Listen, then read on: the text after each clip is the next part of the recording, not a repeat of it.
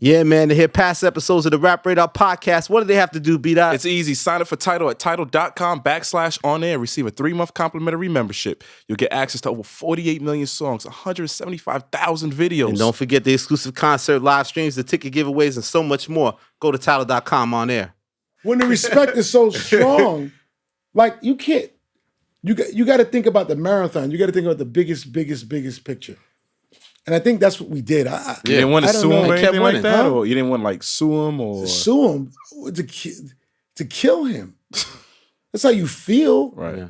You know? But the perception was that you got paid and then that made things cool somewhat and you guys had made up fast. But you're saying it took a long process to get it took years. Yeah. Years. There's no trust. By the way, he'll tell you the kind of person he was back then. He wasn't the man he is today. Yeah. You know? But by the way, all young hotheads, a lot of energy. Young hothead, a lot of energy, this, that, and the third. And you know what? Blazing new trails. Yeah. Changing the world. But did it affect your relationship with Nas? Because I remember like a song like Last Real Nigga Alive. It affected my relationship with Nas, definitely. In what sense? I didn't know who was supporting me. I didn't know who. When you go through that type of thing, you don't know who on your side, who's against you. You know, you gotta go through that process. Yeah. And like, yeah. And like that, we went through that. And you know, guys, I'm just telling you, man. I don't know how old you know. Nobody has to reveal their age, but 46, 32. 32. Too young, be that. In 5 years, you're not even remember who you are today, man. Shit, I don't remember what I ate for breakfast. No, I know. 5 years from now. 5 years from now, that's just the way growth works. Right. Yeah. It's like the shit that you were thinking at 12 when you were 16, you'd be like, I can't believe I thought that shit at 12. Right. Like, it's just And like, we thought we knew it all back then. and you think you know it all. That's the problem with maturity. You think you know it all, you're and 20s, you you realize think you know everything. you don't even know shit. You don't even know what you're talking about.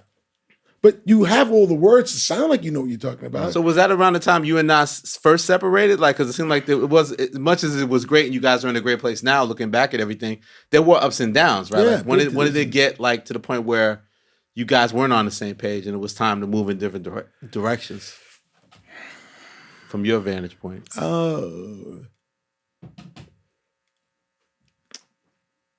I forgot. Whatever. Because the album- perception was that now all of a sudden you're doing business with Jay, right? Like if I anybody was doing business with both of them. Like I was making Nas's music. I wanted to move forward. My goal was always to move forward. It wasn't picking Jay. I'm for. I didn't even know this, okay? But I'm for the culture going forward. I am a champion of the culture. Yes, sir. So I didn't realize, and I'm not saying I'm the champion of the culture like everybody running around saying that bullshit. Right. I'm sorry. It's a buzzword. Even though when's I the need a last new- I time need you a- hunted down Kool Herc and fucking Dapper Dan? Yeah, I need a new word. Fuck. These guys are moving in on the real word. It's like shit, man. If people start abusing the word, that's The the culture, definite yeah. the culture. The The overuse Come of on, the culture. man. You fucking crazy. That's what, like, anybody tells me anything like, oh, Steve's a culture. Man, shut the fuck. Are you fucking crazy? You crazy? You are out of your when the mind. Jay Nas thing started, what position were you in? Were you still managing Nas, or you had already separated with him when the conflict first started? I wasn't Nas's manager. I was making his album. I was making that album Stillmatic, but I wasn't his manager. So I was the executive producer of the album, but I wasn't the manager. But Takeover had came out still, like all the battle stuff had started, Yeah. and you was already still doing business with Jay, because that made Nas uncomfortable to a certain I'm extent, sure. right? Yeah. Why wouldn't it be? And I am a very, as I've gotten older, I've become better at it. But like I'm I'm an emotional guy, but in business I'm very not emotional at all. Yeah. And I didn't even think about that. Like that was just, and that's really stupid in hindsight. But I'm like, we're selling sneakers. I'm making your record. Yeah. You guys don't like each other. Okay. Right. But the perception was to some people with the view, especially Nas side, is that Jay's ambition or Jay's entrepreneurship or business acumen was different than someone like Nas, who may be more of an artist. So does Jay end up taking the opportunities that maybe you would have given Nas or Nas would have had if Nas didn't have that mind state for it? Nas, back then, Nas wouldn't show up on time. I remember. I mean, what are you supposed to do? I mean, that's not what he was doing. He wasn't there yet. He's there now, huge. Yeah. But he wasn't there at the time. And like, if you really accept people for who they are and let them be who they are, and then put circumstances around them, you see it in sports all the time. Like, this quarterback ain't mobile. So get a great offensive line. Keep him in the pocket so he can throw the ball. You know what I'm saying? Make it work. Yeah, make it work. Accept who they are. Accept who they are and build around it. So at that time, Nas is a great artist. That's not what his thing was. He wanted the trappings of the money of the business, but his mind wasn't there. He also didn't have that drive. I'm the best. I'm the number one rapper in the game, and in terms of artist level. Well, he's not that type of person. But as we found out, he is a dangerous man with a pen in his hand. He is. Yeah. He's super talented. His father, he's the real deal.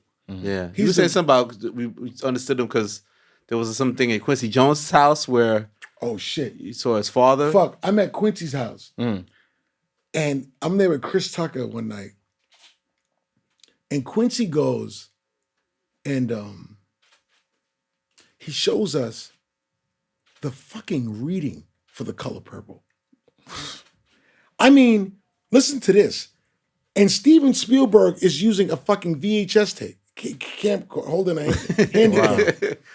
And I remember looking at Whoopi Goldberg Goes On. This is the first time I've ever seen this. I think I've ever seen this since then. Whoopi Goldberg Goes On. Whoopi Goldberg, Whoopi, this, that, and the third. And she goes, you ready? You ready? Thing. Steven Spielberg's talking to her. And then he's shooting at himself. He's shooting himself. Right? You ready? You ready? Like this thing. And then boom, crying. Like that. Wow. I never seen acting. Like Whoopi, she just cried and went right into character. On command. Right. On command. He didn't even say anything. He said the scenario like she comes in and stuff, you got beat by your husband, you couldn't see it, you seen it, boom, boom, boom, then go. Cry. Wow. That was like a fond memory of that evening. And then we start talking about Nas, and I said, Olu, Nas, he goes, man, I played with Nas and Miles, Nas's dad and Miles Davis. And he goes off and comes back with a picture and an album of them in Saint-Tropez in the 60s. Wow. Olu Dara. Wow. Mind blowing. You're like, I'm not bugging Nas to make a single anymore. Nas can do whatever he wants. He comes from music royalty. Right. Wow, that's crazy. That's why he is like that. He's the real deal. We're still waiting for a Nas album right now. Does that surprise you? Is it done? He makes a song with Khaled called Nas album done, and then he never gives us an album. That doesn't surprise you, right? No. It's just out? No. The guy is the real deal. He's the real deal. Musician, artist. So as a rap fan, we should appreciate the greatness of Nas and the greatness of Jay-Z because they're so very solely unique in a sense, right? You should appreciate them because they changed a lot of people's lives. They're icons. They're the symbols of our generation. I saw you in the Breakfast Club. You were saying that. I think you were saying that certain people you feel because they've helped us as business people. Yeah, I can relate to this. Don't shit on them to a certain level. Fuck you. Don't shit on them. I'm sitting there like, Charlemagne and Envy and all these guys. Like you can't shit. He says Kanye, Puff, Jay, Nas, like those type of people. How are you gonna shit on them? Right. You don't have a fucking job if you shit on them. Except for them, you don't have a job. It's not like you remember motherfuckers came to you because of your journalistic ability. Right.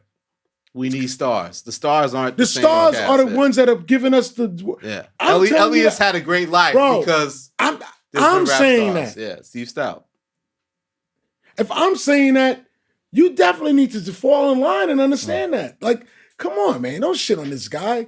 Don't shit on Kanye West. Are you crazy? You know what?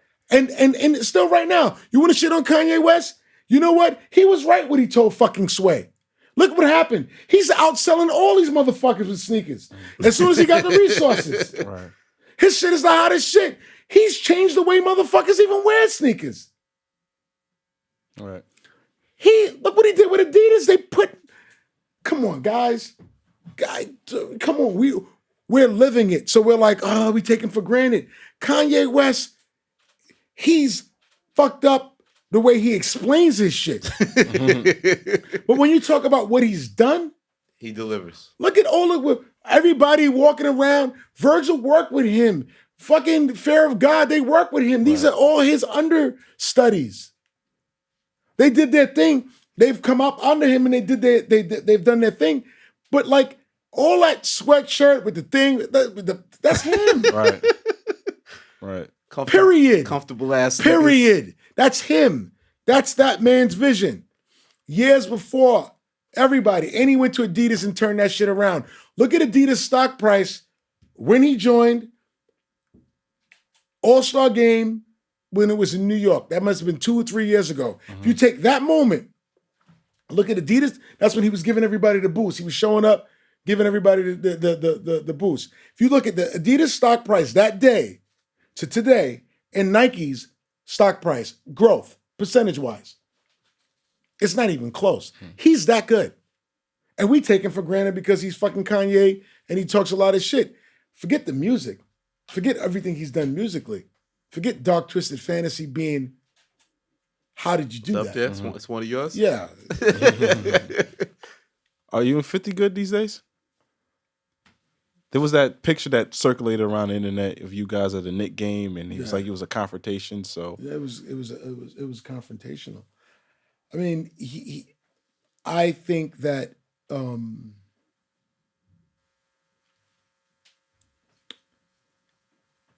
he's an extremely talented guy.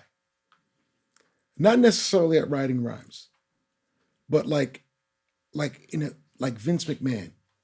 Vince McMahon from wrestling. He's super. The understanding how to create characters, understanding how the whole story looks. Great storyteller. Now, obviously, Get Rich or Die Trying is a classic album, period. Top to bottom, ridiculous. Undisputed classic, period. And as soon as he decided to become an actor and find other ways to express himself outside of just writing, look how big he is. Like, to this day.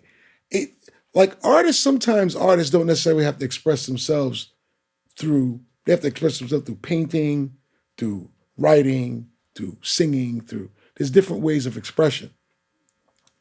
And it doesn't necessarily mean that because you are considered a rap artist that you can't find all these different ways of expressing yourself and you're dope. I mean, Will Smith is clearly a better actor than he is a rapper.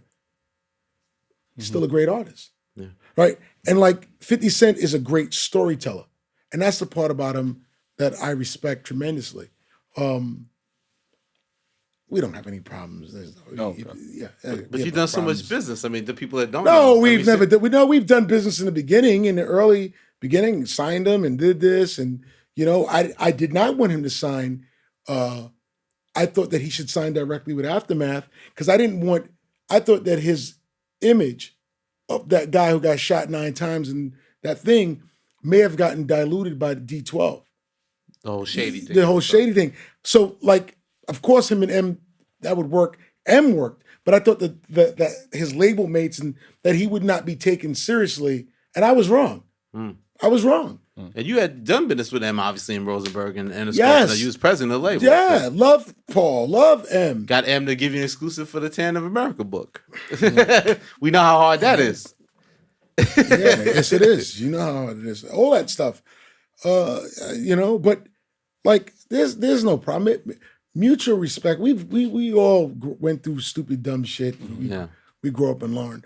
We grew up and learned. But I want to make it super clear, man, that like I'm blessed to be around the most talented motherfuckers. Dr. Dre making Nas Is Coming first. And then I made the Firm album with Dre. Talk about the Firm album. Let's really get to the Firm album. I just want to talk about the talented people I've worked with, man. Yeah. Right? Then 50 and Jay writing Still DRE. Like that's me, man. And then Nas and then Trackmaster. It's like this is work with all these great talented people. Right. And I've been fortunate and blessed to work with talented people my whole career. So problems and issues always are going to come, but doesn't mean you have real problems and issues. How did Still DRE happen? Like, cause I always feel I want to hear a version of Jay like laying down the vocals. I got it for Dre. Yeah, let me tell you what happened. I was in Jimmy's office, and Dre plays the album, and Jimmy's like, I don't know. I think we don't have the first single. Pretty good, Jimmy IV. Will I Am is the best. I don't think we have the first single. What does Eminem think? That's what he said. What does Eminem think? So Dre, I spoke to Dre after he has a tape of beats, like 5 beats on the shit. And he gives it to me, and I come back to New York, and I'm like, I can't believe I have Dre beats on me. This is crazy. I'm flying back to New York on the red eye with Dre beats. I can't believe this shit. And I show off. I play this shit for Timbaland. Timbaland's like, oh God. But I'm really asking these guys, I asked Timbaland, what beat do you think should be Dre's first single? Because you could pick Dre's first single off the beat. Right. You have 5. Huh? You have 5. 5 ridiculous joints. And he liked that one track, and then I played it for Jay. I said, Jimmy, I can get Jay. I'm going to ask Jay to write it. Great. And Jay wrote those rhymes, and he wrote Snoop's part. I couldn't believe he wrote the Lolos and the this and that. And the niggas try to be the king, but the ace is back. It's like, this guy's out of bounds. His talent is just out of bounds. He's writing Dr. Dre and Snoop's part. So Snoop had no issues? Snoop just ran with it? Snoop had no issues, spit the rhyme, as is. Just like Foxy spit the rhyme, as is. Like when Nas wrote Getting Jiggy With It, Will Smith spit the rhyme, as is. You said Nas was tight, though. Nas was... Well, he was tight. He felt like I was forcing him. He felt like I was forcing him to make money. Like, why are you forcing me to make money? I'm like, well... You're like, don't listen to the hook. But we just did Men in Black. I know we're going to sell some units here. Yeah. Right, this is the Big Willie style now. So Jay laid it down. Like, did you see Jay lay it down, or he sent you he cut the vocals and sent you a copy of DJ it? Mormo. DJ worked for me at the time, and DJ was in there when he was laying it down. He came in, started it, left, and then came back and then laid it down. And I got it that night. And then the other thing I did during that exact same time was I got 45 King after Hard Knock Life to make Stan for Eminem. And I went and got the beat for Stan. Woo. Wow. Yeah. How did that happen? You knew he wanted that beat, or you thought that no, beat I heard Hard Knock him? Life. I'm like, there's more. Of that guy? Yeah. Because 45 King is a really talented producer. And like, he had he would record guys in a real telephone booth. Old school telephone booths was the vocal like booth. In Jersey and shit? Like, yeah, in Jersey. And he had a lot of issues. Yeah. But when you caught him at the right time, you would get it. And he had just made Hard Knock Life. And I'm like, fucking go there, Something's DJ. there. Go there. And he came back with a bunch of things. And it was, I didn't even know who the girl was. Dido. I didn't know who she was. That song had just come out. Yeah. I thought it was an old joint. Yeah, thank you. I thought it was, I didn't know what that was. But it was just crazy. Gave the beat to M, boom. I was as an executive, I would make records, man. The A&R side. Yeah, fortunate for Maxwell, had R. Kelly write it for him. Wow. Had Mariah write shit for Faith Hill. I love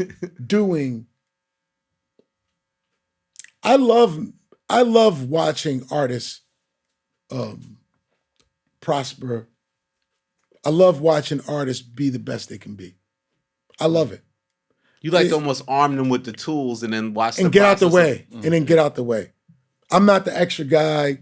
That's like part of the reasons why I wasn't doing music videos, because I didn't even want anybody to think I was in the way. I didn't want to be in the way. I want to see it for you and then give you the tools for you to be the best you can be. So what do you think you add that's missing for these artists? Like what is it that you add that maybe they need to put them in that position to get the best out of them? What's your attribute? Well, a lot of it is trust,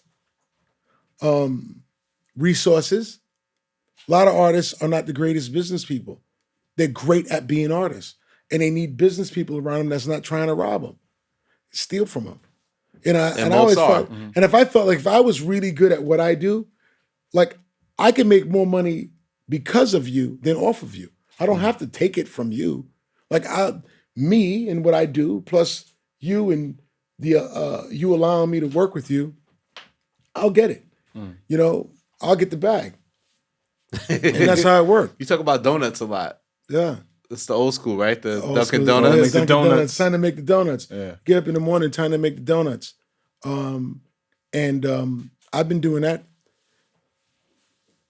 I'm 47, so I've been doing that since I was 24. Wow. Yeah. One more thing with Dre and Jay. You had put on some IG about going to a Laker game or something, and you was riding with Yeah. Oh yeah. Was it that Dre? shit? Fuck yeah, man. Thank you for saying that shit. Man, I lived in LA for 6 months, and I can't fucking stand LA. Living Tell there. them, Steve. Tell them, Steve. I can't stand Queens, living there. baby. I just couldn't. I don't know why. I just didn't like living there. I had a Lorenz Tate and Chris Tucker. These guys are my friends, but I just could not stand living in LA. Anyhow, I had to live there when I was going back and forth when I was running Interscope, Black Music at Interscope, Black Music at Interscope. That sounds so crazy nowadays, Yeah, right? Black Music at Interscope. That was You mean, that was like cool to say that back then. It was like, What do you do? I'm the head of Black Music. What? Yeah, right? Nigga, what? Nigga, who? And so I'm up there, and I got 4 seats on the floor. And the Knicks are playing the Lakers. And I'm like,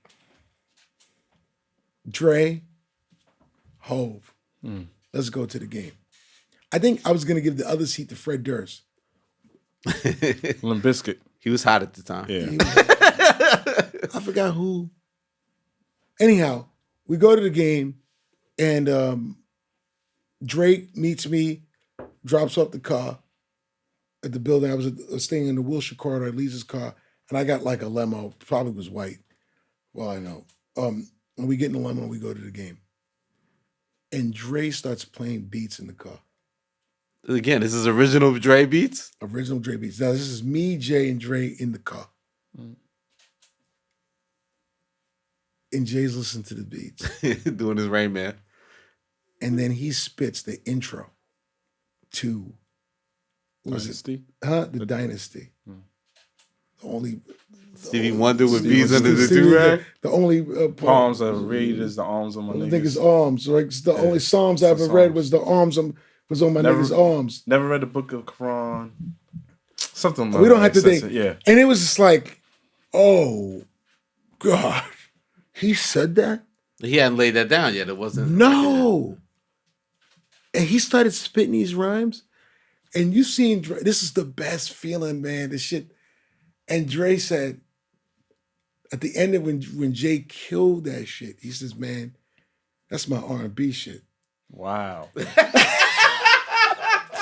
had to get him out of it. The rhymes Give were that so the true verse. vicious on his shit that he had to be like, and that's just my R&B shit. Because he couldn't even, Yeah. it was just so vicious. By the way, that's one of Jay's best rhymes Yeah, that's ever. one of the best intros of all time, arguably. It's not arguable. How many classic albums does Jay-Z have? This is the big debate. It's one of the biggest debates in rap history. Let me tell you one that's Steve not, Stoute. there's nothing to debate about. American Gangster is a classic. See that, Elliot? Because he disputes that. He doesn't care what he says. Are we done with the We gotta reset these cameras, man. Oh, man. No, Come we need on, more Steve. wine. Just celebrated See, 10 did you years. think that? Crazy. Did you think that in real life, in I real couldn't- time, I that can't- year? I can't believe those rhymes. And we was at a session. You know who else doesn't think it was a classic? Ye. Wow. Ye doesn't think it's a classic. I think you and Ye are wrong. That fucking album is a classic. Nah, it's definitely a classic. I'm gonna make a. By the way, I think you and Ye are wrong T-shirts and shit. His rhymes on it are just so You know what's funny though? ridiculous. Here's what it reminds me of. I just feel like to another generation, he found a way to do a modern version of Reasonable Doubt. The same way that some kids, Stillmatic is better than Illmatic because it was a modern day version of the same kind of principles. I think Stillmatic's better Some than people, Illmatic. like a younger You think generation Stillmatic's better fan, than Illmatic? yeah. Absolutely. Okay. There's younger generation Okay, fans that think listen, Stillmatic's better than Illmatic, and they think that Good, AG hold on. is better than RD. All of this young generation version of this, that, and the third. Uh-oh. No, Don't no, sound I'm like not, the angry old man. I'm not, Steve. I'm Don't do not, it. I'm not, no. Listen, he says he thinks Stillmatic is better than Illmatic. The shit's called Illmatic. Then it's called Stillmatic. Illmatic Part 2. Okay. Illmatic, you like the first of it, how can it be better when the whole shit is referenced off of the original scriptures? Because the rhymes are better. He's advanced. Which is what you're saying to me. That's how I look at AG compared to Reasonable Doubt. I'm not it's the saying same thing. I didn't say Stillmatic's a classic and Illmatic's a classic. Right. I am not saying that American Gangster is better than Reasonable Doubt.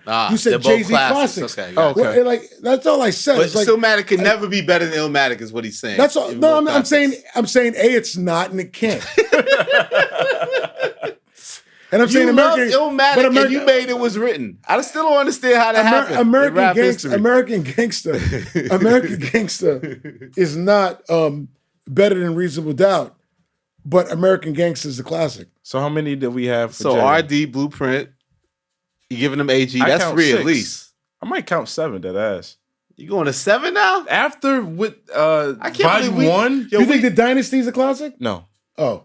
I go. No, he likes Volume 1. Recently, Volume 1 celebrated its 20th anniversary. I don't think an album has to be flawless to be a classic. Like it can have a flaw. Well, you have different standards, bro. Like this is a good bottle of wine. It's not a classic. But we're talking about wine. Now you're starting wine. All right, would you count Black Album? Album? Was the last minute liquor run. The Black Album is a classic album. The Black Album is a classic. You have to think about it, Steve. You give him Reasonable Doubt. You give him Reasonable Doubt and Blueprint, right? At least, right? And you give him AG. Oh, you that rare breed that thinks AG is the greatest J album? No, RD. Reasonable Doubt, Blueprint. How many we have? You guys are crazy. Reasonable Doubt's the best album he's made, man. I mean, come on. I like Blueprint, come on. We've had that debate. Listen to the rhymes. How do you rhyme like that? I think it's his best. I think it's it bugs me out that it bugs me out. Like I'll listen to the rhymes. I'm like when I listen to the Evils, I'm like, how the fuck did you do that? How did you say and put those words together? No, it's crazy. How'd you do that with Dead Presidents? How do you to me, man? It's like looking at a young basketball player, like young Kobe Bryant, not when he was young missing shots, buck wilding, but when he first had maximum athleticism plus understood the game. And that's what Reasonable Doubt feels like to me, like the verbal athleticism. Like, how are you saying I think it's his best lyrics, yeah. But I would. How are you saying these things? And you know what? That's probably what the thing about me that's older is that lyrics to me are. I pay attention to those things. But is that the thing that people, again, it's almost purist-like when people viewed you like the Q-tips of the world viewed you as this person who's like pushing commercialism, right? But you, in the core, are saying a lot of hip-hop purist principles, in a sense. Yeah. That almost bothers you of today's music because it doesn't have that. You're not here for the mumble rap, basically. Well, you put me in that conversation just now. I didn't say that. What I said was I appreciate lyrics, and those things are classics. You're not asking me. I think it's unfortunate that these guys growing up in today's society, all they have is it's a singles driven business, right? And in a singles business driven business, you got to get attention, and you know what? That forces you to do things that aren't necessarily respectful of a body of work. Back then, we appreciated albums. Yeah. So, of course, everybody worked hard. Even rappers that weren't that great were working on making great albums. Yep. They were getting producers. If you're Mike Geronimo, you're working hard on your album. You're doing everything on your album. But right now, you putting out a record, you're trying to get something that catches. They're incentivized to do that. Back then, they were incentivized to make great albums. The society and culture is going to go where it's incentivized. Absolutely. You're incentivized to do this. 20 years ago, you'd be writing for the Source. 10 years ago, it was XXL. Because you would have been incentivized to do that. That's true. That's all. It's not. He did stun on me. I'll tell you a story about the Source XXL thing. And I kind of regret this because this was kind of very much of a cheat code. What happened was we were getting this MJ50 cover. And then I remember we ended up doing a sidebar where basically, the whole thing they were trying to paint was that Eminem's bad for the culture and he's going to blah, blah. So the whole thing was somehow, I don't remember how, because again, I'm young. You might remember more than me, Steve. But I ended up in a meeting with Steve. I'm 1 year older than you. I ended up no, you might remember it more than me. I had a meeting with Steve, and Steve was helping me get quotes for the sidebar of the piece. And Steve was flossing because he was like, you come in, he's the commissioner. He's always the commissioner. And he's like, watch this. And he gets on the phone, and he calls Jay.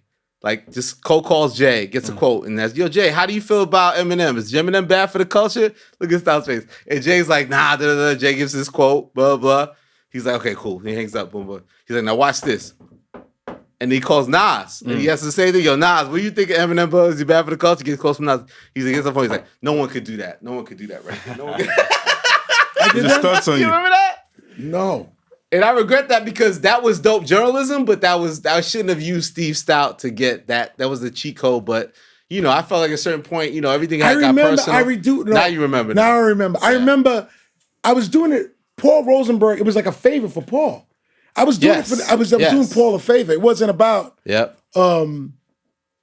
but you was kind of in it a little because you were cool with Benzino and those guys at a certain point. Like houses, helping them with houses and all that, with Jersey and all that. They bought my house. They bought your house. Nobody. I'll say, I think also part of why he ran up on me was because he Benzino ran up on you at the office. Because he knew the Nas cover was coming with the burnt issue, and I think Stoute's camp has sort of leaked that out that was coming. No, that's what I had heard. No. So I kind of was a little tight at you, but I was like, you know what? No, bro. I didn't know. And they thought Nas was just gonna hold a burning source, not an XXL on the source. That it was just a full scale attack on the source and not the state of the game. So basically, the whole source XXL thing, people don't know that Steve Stoute was somewhat involved in it. What was your game? I felt like you also had a relationship with Benzino at the time. Like, just for clarity, we haven't spoken about this. We're going to bring up Benzino. Listen, the thing that I knew Dave Mays extremely well. And Dave Mays was a friend. Dave Mays, what Ray Benzino had over Dave Mays, that's a movie all within itself. Like, the fact that whole thing went into the toilet bowl, bankrupt, whatever happened to it, between Dave Mays and Ray, I would love Ray. Between Dave Mays and Benzino, I would love to figure out how that took place. I sold my house, my thing. Benzino would Ray. I really liked him, and then he bugged out. But you know what? Young and money is a concoction to bug out. Yeah, we all do. New money you bug out, and like in the time, you'd be like, yo, you're bugging out. But you never, when you look back on it, you're like, of course, he was young and money and bugged out. Yeah. So then you got almost like, but we took it real personal. Yeah. Everything was personal. Everything was personal. But when I look back on it, I'm like, you know what? Fucking LL Cool J, man, all that money at 17 and shit, and he's not bugged out. That's fucking dope. And then you see guys like Bobby Brown, like, why wouldn't he? That's gonna happen, man. Young thing, drugs, you get fucked up. Like, guys were getting money with no instructions. Right. Of course, shit like that's gonna happen. So what are you gonna do? Like, make them a bad person as a result of it? Right. No, at the time when you're young, you're like, yeah, I think it's crazy. But when you look back on it in life, like, motherfucker was 24 years old, was the biggest star thing, whatever. Yeah. Like, he did crazy shit. No fucking, of course. Yeah. You got to have a sense of empathy. And with that, I actually called Damon Dash about 3 weeks ago. And I said, look, man, you know what? I realized what you were trying to do. In fact, you were right. Everything you fought for, everything you fought for was right. You were right. The major labels were trying to take advantage of artists. They were trying to steal. You weren't having it. You went about it crazy in a loud, ridiculous way. Yeah. And you knew hip hop was international. You knew the clothing and the culture was international. You knew it. And you believed it. Now, the way you articulated it may have rubbed people the wrong way. Pissed a lot of people off. Didn't mean that you were wrong. Kanye, the same shit in a different way. He wasn't wrong. What he told Sway's a good guy. He shouldn't have talked to Sway like that. And they're friends. He was right. Sway, could Sway have the answers? About clothing lines? The fuck does Sway know about clothing lines? I mean, Sway's a smart guy. Yeah. What the fuck do you know about clothing lines? I wouldn't claim myself. That's what I'm saying. Like, so that's what he was saying. What made you reach out to Dame? You personally called him? Like what? Because I think about all it, man. You don't like to have these lingering conflicts? No, I don't care about that part. The truth, man. Like, you just start, you sitting around like, man, this guy he was right. Well, I don't like him because he was young and the way he handled it. A lot of people were young and handled shit the wrong way. That doesn't mean they were wrong. He was right. So how did Dame receive that? About time. Right. You didn't care. No, you got to say it. Yeah, I wanted to say it. I'm saying, like me saying 50 is talented. He's talented. Coming off that first album, look, man, you made a classic album. Congratulations. Now you got to follow it up. He didn't do it. Couldn't follow that up. It wasn't easy. But if you were to take coming off of that first album, Power followed it up. That articulation of his art followed it up. Candy Shop didn't, but Power did. That's what great artists need to. Sometimes you need to find their lane. That's what I'm saying. Like, in the time, everybody gets personal and it's upsetting, and maybe I shouldn't be so harsh with my point of view. Like, I've been through shit, but I really do expect the best from the best. Yeah. And I'm that kind of Vince Lombardi, Bill Parcells kind of coach kind of guy. And it rubs people the wrong way. I think that's why me and Jay have been good friends for so long. I come down very like, what the fuck did you say? What? He does that to himself. He manages himself. They ran up in your office over DJ Clue. What was that? Oh, that was early. That was they had DJ Clue signed, except he wasn't signed. Then they don't fucking say 6 months go by and there's no contract on Clue. Clue asked me to help him with his Rockefeller deal. I said, fine. I was at Sony at the time. Because you knew him from him helping you back in the day. He was my assistant. Yeah. So now he's DJ Clue. And my younger brother was his manager. So, like, that's the whole shit. So this guy goes and says, Steve, like, they want to have a meeting with me, but I don't want to sign with them no more. And, like, he's gotten bigger, but they want to still sign him to the terms the 6 months prior, but they have no deal. So whatever Clue tells them, like, I'm going to sign them or whatever he said to get them to move forward, I don't know what he said. But all I got was a phone call from Jay. And the phone call was, why are you going to make, the phone call was fucked up. So anyhow, I said, you guys should come up to my office. It was 9:30 at night. Wait, why are you going to what? You're not going to say what he said? Okay. It was whatever. Right. So he come to my office, 9:30 at night, 6, 7 guys coming to my office. I'm there walking around with no fucking shoes on. Socks, the whole shit. And they walk in and like everybody's ice grill tight, like, we'll fuck you up. But for everything, I got a gun on me. Like, why the fuck would he have all of us in the office and then like, is this him by himself? What's wrong with him? Something they're waiting for the other thing to drop. But there really is nothing to drop. It's me. And I said, look, guys, I don't even fuck with anybody unless they're about big houses. And I just went like this, big houses. Tata starts crying, laughing. And literally that's how Broke the ice grill. Yeah. I'm like, guys, I'm not even having this conversation if it's not about big houses. And that was, you remember at the time, like, we just a reference of like money. Like, the fuck are we talking about? Small houses or big houses? This is like, they start laughing and Clue, they got the shit and then everything Clue worked got out. a better deal. Yeah, Clue got a deal and the thing came out and, the whole Professional. Shit. Professional. So you always stayed in these confrontational type of situations though. Yeah. So what? Why do you think that is? I don't know. But you know what? I walk with God. I'm not afraid. I'm not afraid of what's right. If I do what's right, I don't care. I'll walk in the projects. I'm looking for Nas. I'll say what I think is the truth. I don't care. I'll tell the truth. I say what I believe. And like whatever the outcome is, the outcome is. That's how I feel about it. Speaking of outcome, back to the Firm thing, like there was so much hype on that. Like I remember that. I think that was the first time I actually met you. Like Dave Mace had us all come by, and like we're gonna go meet Commissioner Steve Stoute. Stop.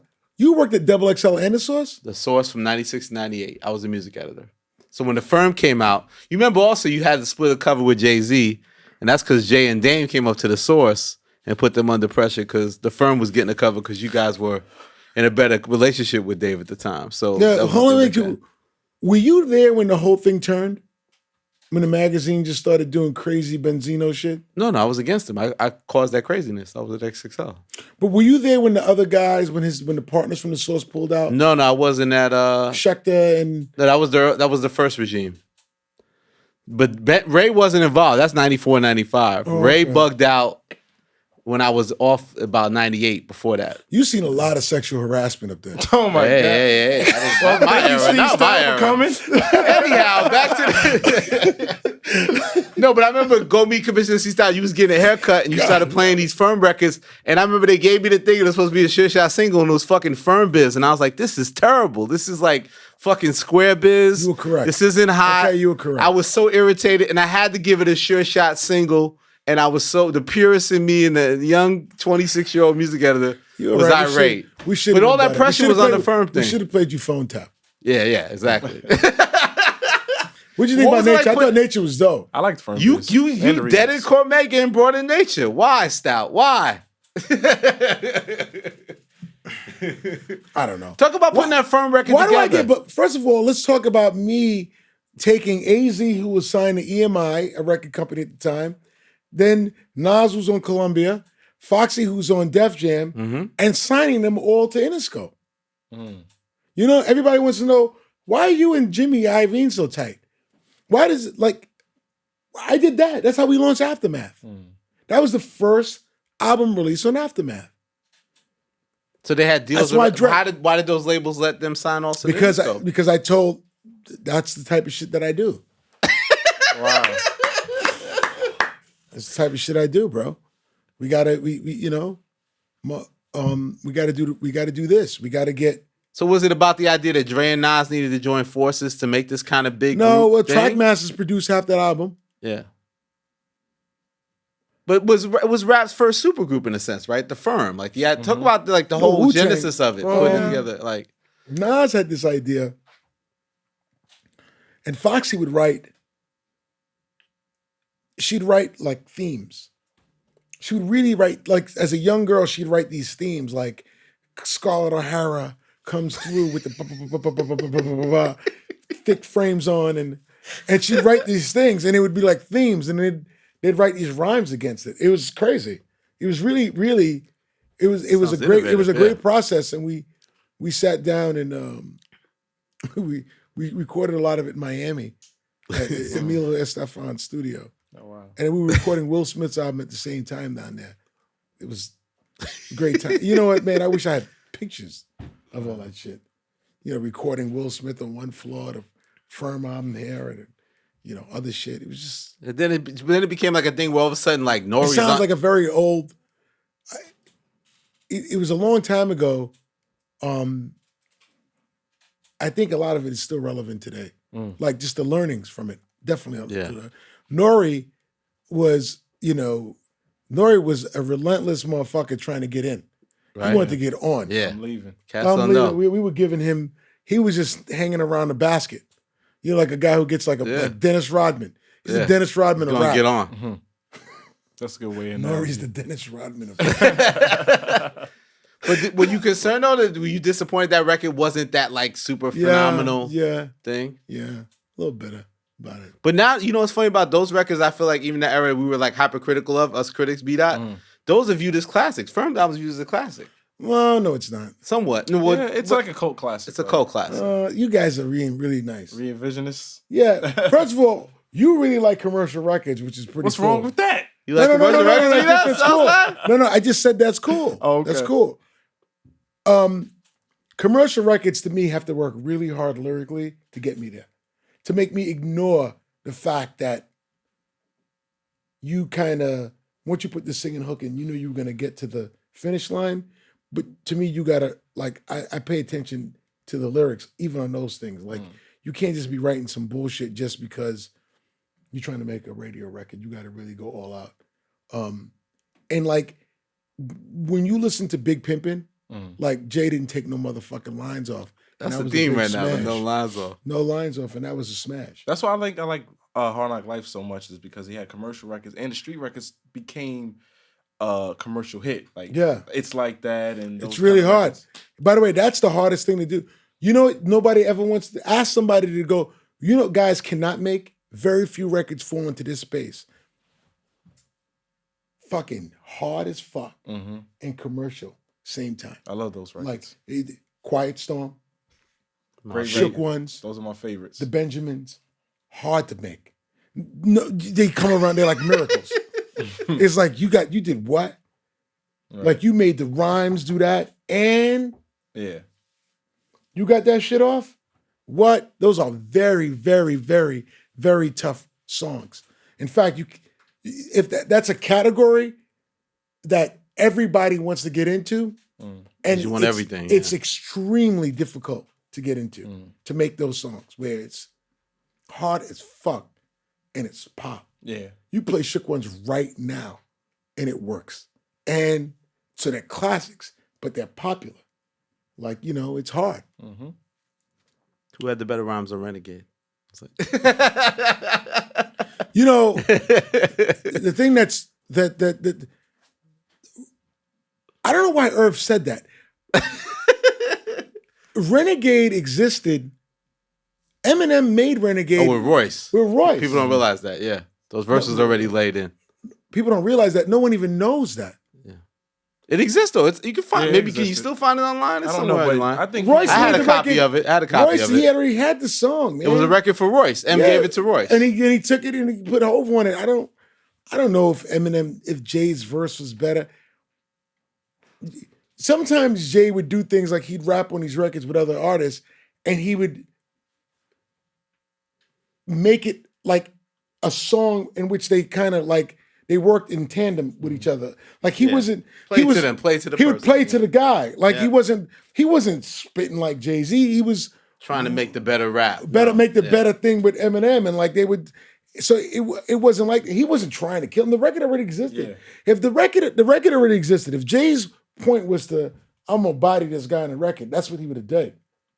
He was trying to make the song. But didn't Ether change that? Ether changed that because you said you got murdered on your own shit. Like that changed the way. Now today, people view music as like, oh, did that person have the best verse? That person murdered. Like it's put people that light on him more. People started doing that since the symphony. Put a quarter in your ass because you played yourself. And Kane killed that. Yeah, when Kane did that, and it was always like, who was on that record? But G-Rap. Setting it off right now. Nah, but G-Rap, that was the argument back then. Like, who's better? Yeah. G-Rap a thing. And G-Rap came in, my voice is twice as hard and fine as Vincent Price. So like, you count sheep. G-Rap rocks the mic. Like G-Rap shit was so dope. I wish I could remember that rhyme. He would never, he was just like bang, bang, bang. And then Kane came in with the smooth shit. But like everybody was saying it since back then. Then, you know, LL, he was doing,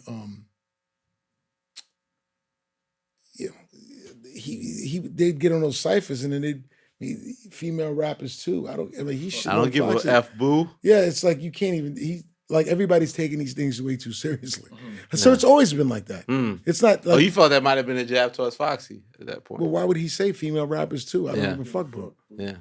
Because I got to be on top and everybody's on top. Yeah, like why would you do that? And I think probably 5, 4, 3, 2, 1, there was shit like that. You could, if you listen to those records now, you'd be like, yo, these niggas just said that. Yeah. Isn't that the art of rap though? The subliminal. Yeah. The double entendre, the subliminal. The subliminal, the battle, the whole thing is definitely, part of the art form. It's what makes it special. But sometimes you get real, like the whole Nas Pac thing. Things get real though, like the MTV awards that night. Like you was there when they had a confrontation, right? Yeah. Well, it didn't get real. What got real was the respect. I'm telling you, man. Like everybody, I don't want to say the media blows it out of proportion, but when you see the shit in real life, the real guys, when they confront each other, it's respect. Respect wins. It's not like when Pac and Nas ran up on each other or when they there was a confrontation. It was just like, nigga, fuck you. No, it was like, yo, you're the king of New York, bro. And we got Death Row East.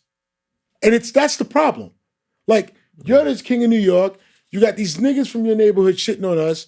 We're doing Death Row East, and we're here right now.